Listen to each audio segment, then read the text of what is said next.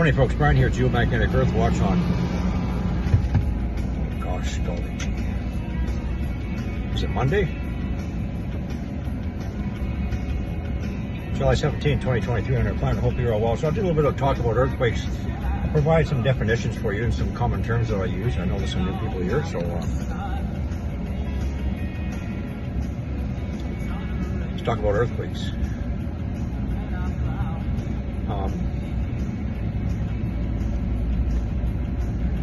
You'll hear me often use the term antipode. Antipode is the opposite side of the Earth. So there was a study conducted by the University of Oregon where they reviewed 40 years worth of earthquakes, totaling of at least 5,000 earthquakes, and they found that earthquakes on the magnitude of 6 or 6.5, that seismic wave will travel through the Earth, travel through the core of the Earth, and come out on the opposite end within 30 degrees, and losing a magnitude between magnitude 1 and 1.5. Often. So within 30 degrees, it doesn't have to be exact pinpoint, and that seismic wave will find the point of least resistance, such as fractures, plate boundaries, subduction zones, and also maybe magma chambers of volcanoes. So antipode, opposite side of the Earth. The parameters have to be that it has to be a magnitude 6 or 6.5. However, I think it's been happening for lower magnitudes. Therefore, forecasting can be done. So that's an antipode. And quite often, they do materialize.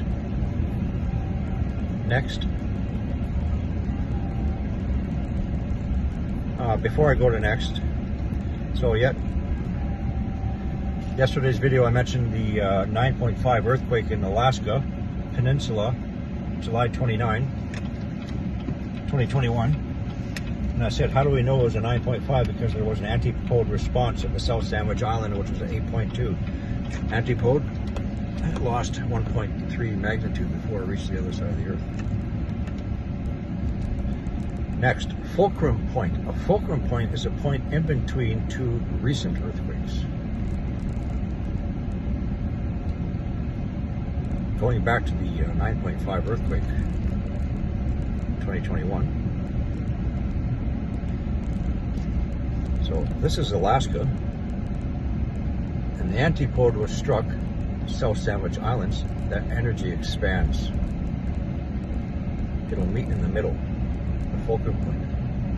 The fulcrum point between the 9.5 and the 8.2 was in fact Haiti, where a 7.4 earthquake struck. Confirmed fulcrum point response.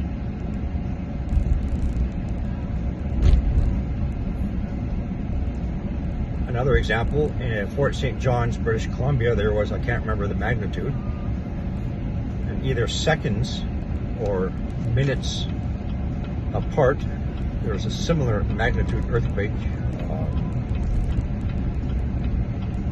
Yellowstone region. So I did my calculations for a fulcrum point response somewhere around southeast British Columbia, Kimberley, and in fact, that was hit with an earthquake. So fulcrum points can be forecasted. A point in between two earthquakes.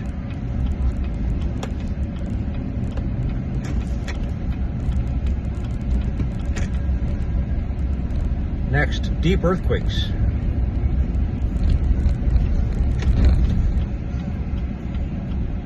So there has been a great increase in deep earthquakes and in new locations. There used to be, past tense, not anymore. a term that following a deep earthquake event,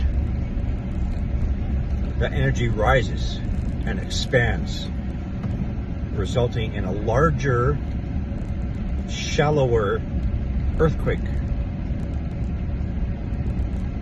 Please do not pay attention to that anymore, folks. It quite simply doesn't happen. Please remember that there are changes, big time changes, serious changes going on within the innards of our planet.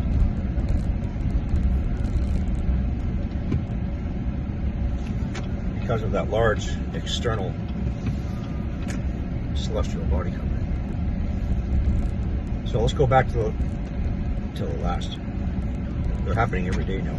So let's go back to the last big deep earthquake. It was a 7.2, I believe, below the region between Fiji and New Caledonia. So by the numbers, there should have been, would have been in the past, anywhere from 8.4 to 8.6 shallow earthquake. It doesn't happen. It doesn't happen anymore. Please disregard any talk that deep earthquakes result in shallower, larger earthquakes. It doesn't happen anymore. Again, our Earth is changing, okay?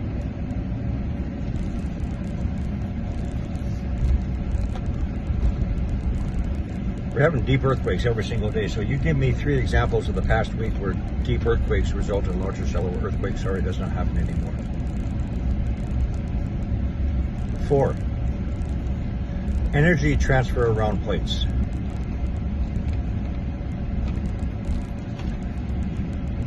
A lot of people only think the 2-dimensional plane. They're not getting their brains underneath what's going on.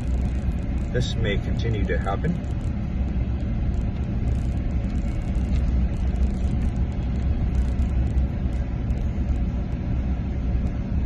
I have not seen it happening as often as it used to be. Now, that 7.4 earthquake, downgraded 7.2 Alaska, there is talk that that's going to result in an energy transfer down to Oregon, where a magnitude 6 earthquake is forecasted. Let me give you a little bit of news update, folks. As energy flows around the plate boundaries, it's going to lose magnitude. We'll see. Before and if anything happens in Oregon, it's going to hit the Explorer plate, which is the north end of the Cascadia subduction zone, off the north end of Vancouver Island. However, that's been a constant, ongoing area for seismic activity. So off the shores of Port Hardy, north end of Vancouver Island, they'll get a response there first, and it will lose energy there.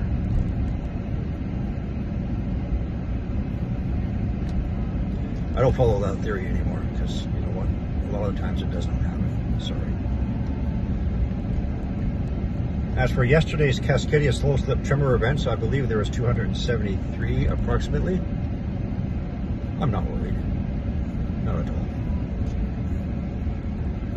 If I would have found that yesterday, I would have ignored it.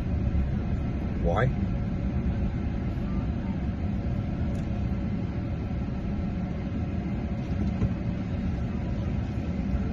A couple of years ago, I went through every single tremor event covering a 10-year period. I do mean every single tremor event.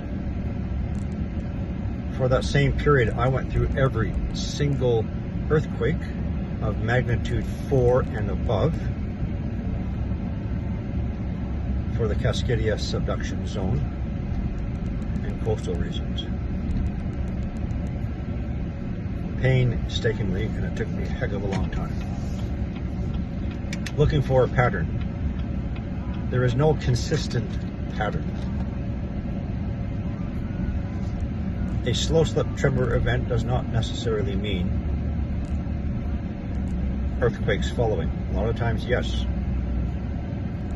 But sometimes, slow slip events don't happen until after earthquakes.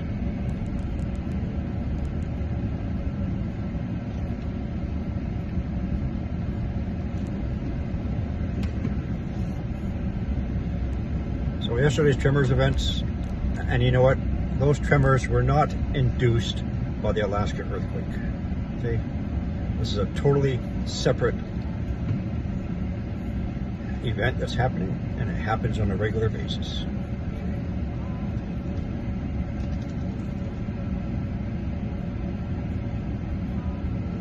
Yesterday's tremors were not induced by that earthquake.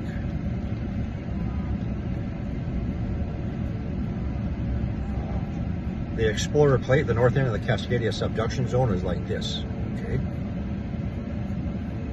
it's going to hit here before it goes here. It's going to hit here before it goes here.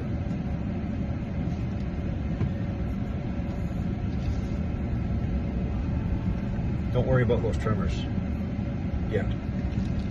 What is important is the time interval between tremor events. The time between each tremor event. As that time period shortens, then we're getting closer to a megathrust event. So North Cascadia, the interval used to be every 14 months. That is greatly shortened. South Cascadia used to be every 22 months. I'm talking about southern Oregon, northern California.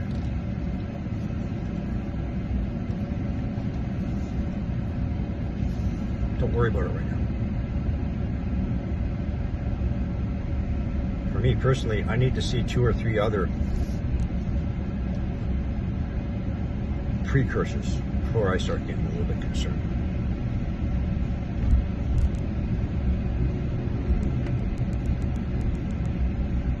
Now, let's not forget about the antipode of the Cascadia subduction zone,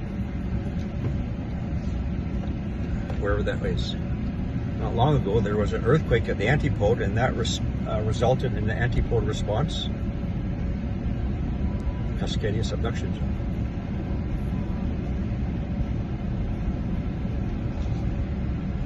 So antipode, energy, seismic wave travels through the center of the Earth, comes out on the other side within 30 degrees. So if you go to an antipode map, don't assume it's going to be that pinpoint location. Look for the nearest fracture zones. An area where there's frequent activity. For example, the deep earthquakes in Argentina. I said that the antipode was China region, and I would also include Taiwan. I included Taiwan because of the ongoing seismic activity there. Could be China.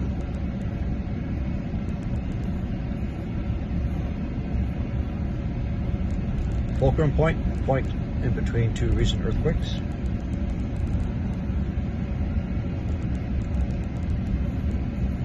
I mean, you have to do a calculation. What time, when did this happen? When did this happen? If this happened several hours before, well, those expanding seismic waves got a head start. So you got to basically try and figure out where in the middle there's going to be a response.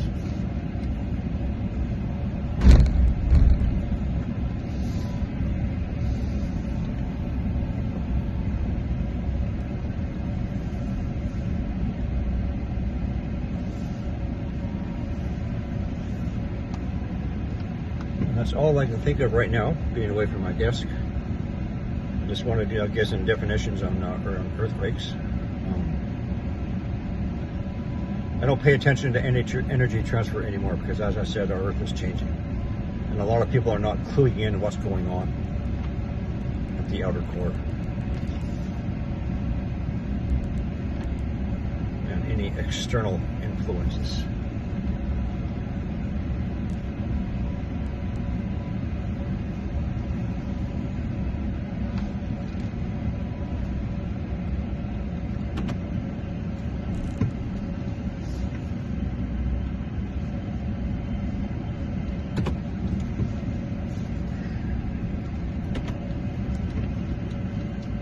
Moment.